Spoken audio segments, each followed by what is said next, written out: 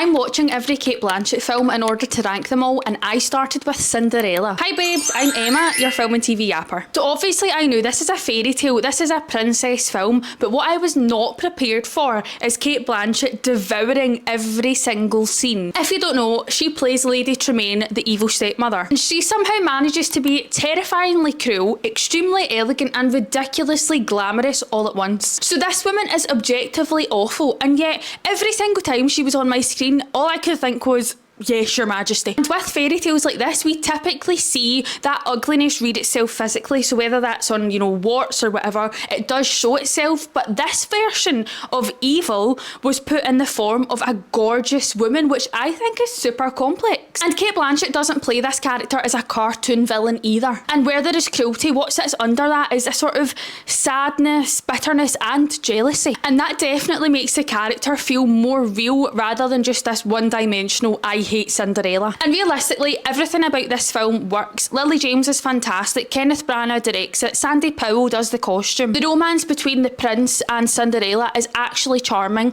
and when you have Cate Blanchett in this role, she completely disappears into it that you sort of forget that you're watching Cate Blanchett at all. And really that is one of her greatest strengths as an actor. She's definitely not someone that's interested in playing herself, she's always interested in pushing the boundary and going out with her own experiences. But honestly, one of the things we need to discuss is the fact that one of the most horrible characters in fairy tale history is played by one of the most beautiful actresses in history. Now, my ranking so far, obviously this is number one by default, but if I'm ranking this film, I would say 4.5 out of 5. Honestly, what a great film. I cried.